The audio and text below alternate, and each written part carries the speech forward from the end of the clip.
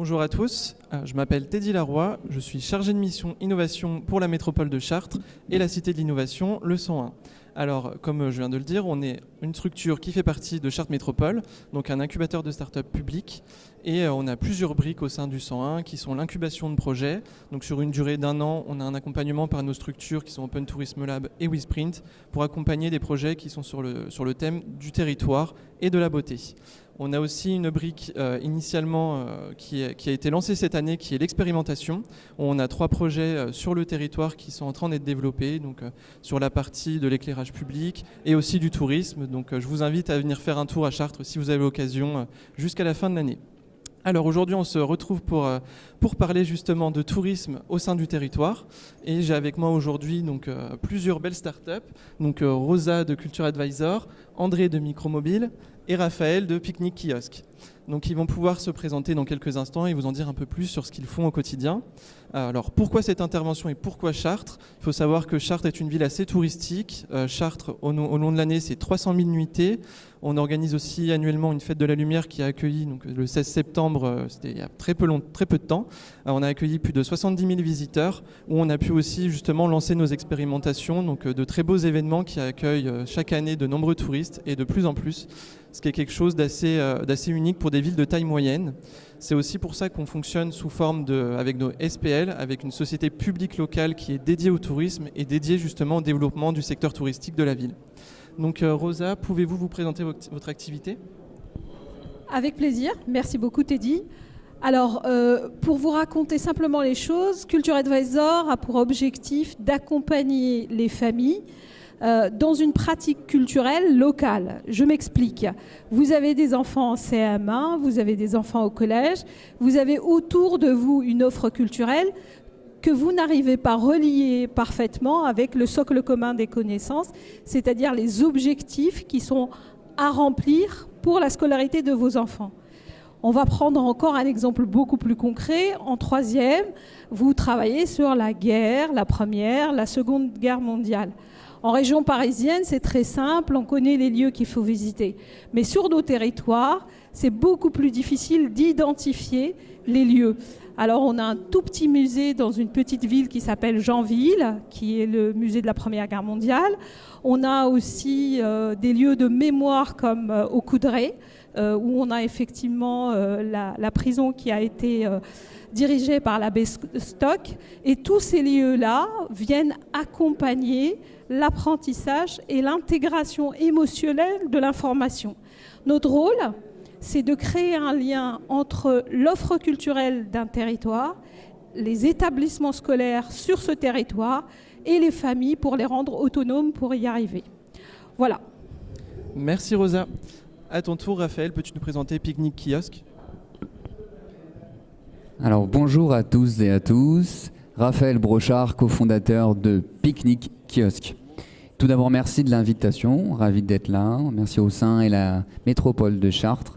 On est donc exposant, on a un joli petit stand là-bas avec les collègues, donc venez nous voir, venez rencontrer des solutions innovantes. Et par ailleurs, on a aussi un pique-nique kiosque justement, et ça vous permet d'expliciter les propos, juste derrière moi. Coucou, allez faire un tour, on a Hubert aussi qui est à votre disposition et à votre écoute pour vos projets. Mais qu'est-ce que c'est que pique-nique kiosque, du coup tu me diras, hein ? Eh ouais, donc nous, l'aventure pique-nique a commencé il y a 5 ans de cela. On est 3 cofondateurs amis d'enfance. Et notre raison d'être, c'est donc de créer des expériences de proximité. On est là pour être le trait d'union entre une organisation, une entité, une collectivité et son public. Donc on aménage la ville, on fait partie des démarches donc, de Smart City, de ville durable.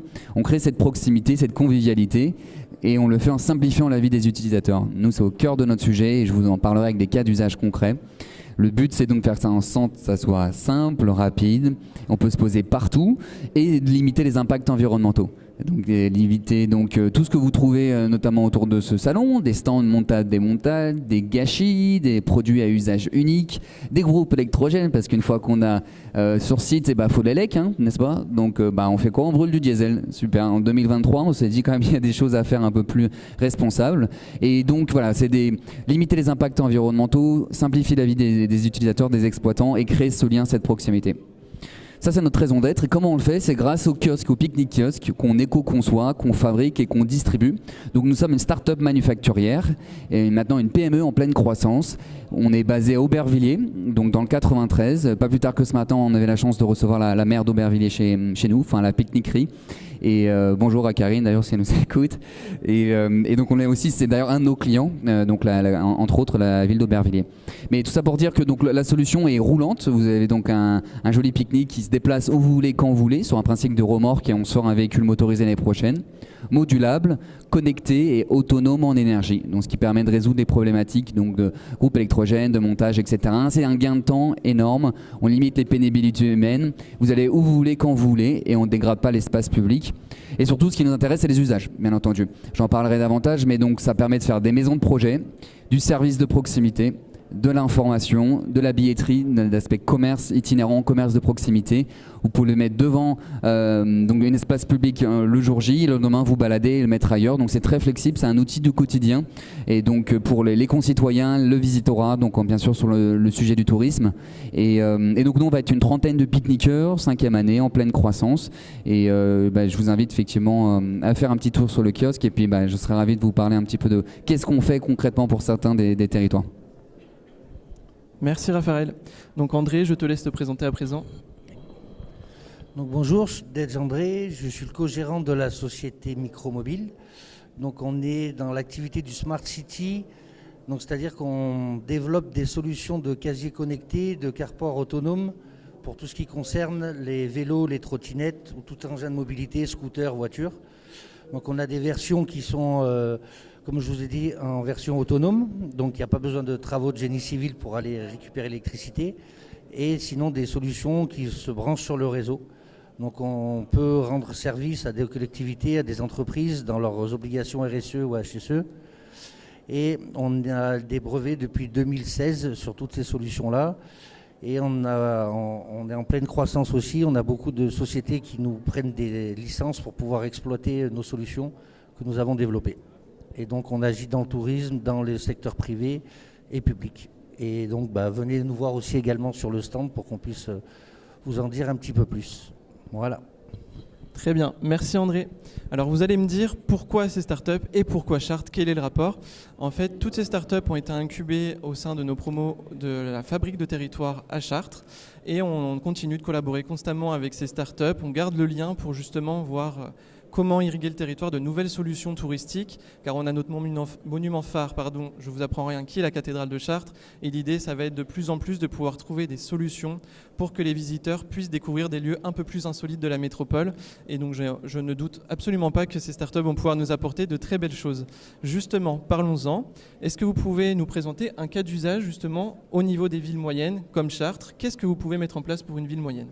Rosa, je te laisse commencer. Alors Teddy, je vais un peu te décevoir, mais je ne vais pas parler de Chartres tout de suite.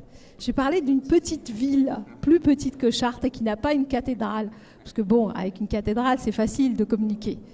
Je vais vous parler d'une petite ville où on a travaillé en marque blanche. Ça veut dire qu'on n'apparaît pas. C'est la ville qui est mise en avant. Alors cette ville de la région Île-de-France avait un petit musée qui n'est pas inscrit à la réunion des musées nationaux. Elle a une salle de spectacle plutôt orientée musique, un petit théâtre et du patrimoine. Et donc, elle voit sa fréquentation augmenter toujours à partir du printemps et faiblir après les vacances, voire tendre à disparaître. Et donc, la réflexion, c'était de se dire, il existe sur son territoire immédiat et ses voisins, un certain nombre de visiteurs possibles qui peuvent venir découvrir ces lieux et qui peuvent y revenir fréquemment. Comment fait-on pour communiquer avec eux et pour créer les occasions de rencontres permanentes? Alors évidemment, il y a une phase de diagnostic, il y a une phase de proposition et une phase d'acculturation des équipes de la ville. C'est-à-dire qu'on vient les accompagner juste pour créer un cercle vertueux, c'est-à-dire que les 3 ou 4 structures culturelles travaillent ensemble pour expliciter leur offre. Après, elles dialoguent avec les établissements scolaires et avec le dispositif Chaque Culture. Et elles font en sorte qu'elles travaillent toutes ensemble au sein des collectivités territoriales avec des médiateurs qu'on aura formés et accompagnés. On va avoir tendance à disparaître parce qu'on autonomise la collectivité territoriale à terme. Le dispositif digital reste sur place, mais nous, on se retire puisque tout le monde est autonome au bout de 2 ou 3 saisons. Donc on en est à la 2e saison aujourd'hui sur cette petite ville. Ils ont 2 médiateurs en permanence qui travaillent avec les établissements scolaires et ça se passe très très bien. Les enseignants sont plutôt contents. Les jeunes découvrent qu'il y a des possibilités autour d'eux. Et je pense que le jour où on a dit qu'on avait gagné notre pari, c'est quand un des jardins de ce lieu est devenu un lieu de flirt pour les lycéens du coin. Donc on avait gagné notre pari. Très bien, merci Rosa. Raphaël, même exercice. Pour une ville moyenne, qu'est-ce que tu peux faire? Qu'est-ce qu'on peut faire pour une ville moyenne chez Picnic Kiosque? Alors, nous, notre activité de création d'expériences de proximité, simplifier la vie du coup de ces collectivités et limiter les impacts environnementaux dans le cadre donc d'accueil, d'attractivité du territoire, de services de proximité, de commercialisation, pourquoi pas aussi des lieux culturels. Donc je vais vous donner quelques éléments de langage, de quelques cas d'usage dans ce contexte. On va travailler par exemple cet été, l'actualité, une belle période estivale. On bosse partout en France, on commence l'Europe, mais notamment par exemple Monaco. On va parler pas de la France du coup, mais techniquement, mais c'est tout comme. Ils ont eu 2 pique-niques kiosques, le même modèle qui est là, allez faire un tour, il est tout beau, il est tout frais, il est à votre disposition. On va pas repartir avec, donc il faut vraiment que quelqu'un l'embarque à l'arrière de son véhicule. Il suffit d'un permis B et d'une bout de l'attelage. C'est celui qui est juste là, n'hésitez pas à aller faire un petit tour, il est autonome, il est roulant. Mais qu'est-ce qu'on faisait pour eux? Donc l'attractivité, l'accueil donc pour Monaco. On a eu 2 modules qui créent un petit village d'accueil pour donc notre client était la direction du tourisme directement de Monaco et le musée océanographique. Donc il y avait 2 modules côte à côte vraiment pour marquer cet accueil. On a pu avoir durant les 2 mois d'exploitation avec ces 2 modules, donc c'est un point de captivation des flux qui était vraiment centralisé, un bel ancrage sur le territoire. C'est des produits qui sont esthétiques, c'est fonctionnel et qui allons vous différencier de ce que vous pouvez trouver actuellement en termes de stand, etc. Mais on a pu avoir 60 000 personnes donc en termes de data sur ce module durant la période. Donc ça c'était une belle réussite pour eux. Et ils ont l'année dernière effectivement des modules avec plus de galères, donc de logistique, etc. qu'on a pu évoquer. Et donc ça c'était une belle réussite pour eux. Ils vont d'ailleurs acheter derrière, ce qui est plutôt bon signe. A priori ça a plu et ils veulent reconsommer donc du pique-nique kiosque, on en est ravis. On va travailler sur d'autres sujets, par exemple en lien avec le patrimoine aussi, le centre des monuments nationaux, avec qui on a fait les journées européennes du patrimoine, on a fait aussi de l'accueil de la billetterie pour des monuments effectivement un peu partout. Donc ça c'est des choses qui fonctionnent bien. L'aspect itinérance et polyvalence aussi pour les offices du tourisme, que ça soit de la montagne à la plage ou ces espaces urbains, périurbains. Les pique-niques kiosques vont permettre d'aller un peu sur tous les terrains ou un clin d'œil rapidement, simplement.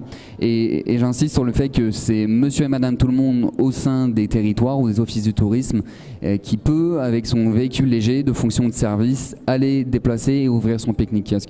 Donc ça c'est vraiment l'intérêt d'être flexible et d'aller à la rencontre donc du visitorat. Voilà quelques cas d'usage. On travaille aussi sur l'événementiel, les événements sportifs. On a notamment bien sûr les JO l'année prochaine. Le tourisme, moi je pourrais peut-être agrandir le sujet sur l'événementiel, qui est aussi un gros secteur d'activité pour pique-nique kiosque. On bosse notamment Coupe du Monde de rugby. Donc nos clients c'est la région sud. On a des modules qui tournent sur Marseille et sur Nice actuellement. Pour l'accueil et faire l'attractivité du territoire. Donc ils ont un joli module qui est la double de surface de celui-là. On a même un 30 mètres carrés, juste pour parler vite fait des gammes, des produits, 5, 10 et 30 mètres carrés. Donc on peut vraiment faire aussi des bâtiments mobiles et itinérants, plus grands que ce petit espace où on accueille le public aujourd'hui. Et voilà, donc pour également ce type d'événement, puis bien sûr les JO entre autres. Donc ça peut permettre vraiment de faire et puis le Tour de France aussi, on bosse sur ce genre de choses. Donc pour des territoires, l'organisateur aussi. Donc voilà, l'outil pique-nique vous permet d'aller à la rencontre de vos publics en toute simplicité et en toute responsabilité avec un produit Made in France. Voilà, allez voir le site pique-nique-kiosque.fr. Allez voir Hubert qui est à votre disposition. Il est un peu seul, et je vous avoue, il manque de copains. Donc passez lui dire bonjour, ça lui fait plaisir. Payez-lui un coup peut-être en fin de journée. Il a une longue journée également. Et en tout cas, je vous remercie de votre attention. Pique-nique kiosque, à plus. Merci beaucoup. Bon, je pense que vous avez compris le message. Il faut absolument faire un tour sur le stand Pique-Nique Kiosque pour le voir en vrai. Et enfin, André, je ne te repose pas la question. Je pense que tu la connais. Est-ce que tu peux nous présenter ce que Micromobile pourrait faire pour une ville moyenne, s'il te plaît ? Alors, ce que Micromobile pourrait faire pour une ville moyenne, on a plusieurs axes. On a le côté touristique, où comme sur Chartres, un exemple, on est en train de faire une collaboration avec une société qui s'occupe de mettre à disposition sur les voies vertes, dont la Vélocénie, des matelas et des choses pour les vélos touristes, des toiles de tente. Et nous, on va venir agrémenter le service en proposant des casiers pour que les gens puissent venir recharger leur batterie de vélo. Avec les sociétés de transport aussi également, comme là ici sur Créteil, on a un contrat avec la RATP où en fait on ramène un service pour que les gens puissent se déplacer et désengorger un petit peu justement tous les axes routiers en venant avec un vélo ou une trottinette, en sachant qu'ils peuvent donc du coup le gardienner et le recharger également. Et après sur un point de vue aussi centre-ville, pour les commerçants, sur la ville de Rennes, on est en train d'aménager des casiers pour que justement les gens puissent se déplacer avec leur mobilité et donc pouvoir aller dans le centre-ville sans être obligés de chercher des places de partout et perdre du temps. Très bien, voilà. Merci André. Eh bien, merci à tous pour votre intervention. Si vous voulez poursuivre cette discussion, je vous invite à venir nous voir sur le stand 220, le stand Chartres Métropole, le 101, Cité de l'Innovation qui est juste en face. Merci à tous et bonne journée.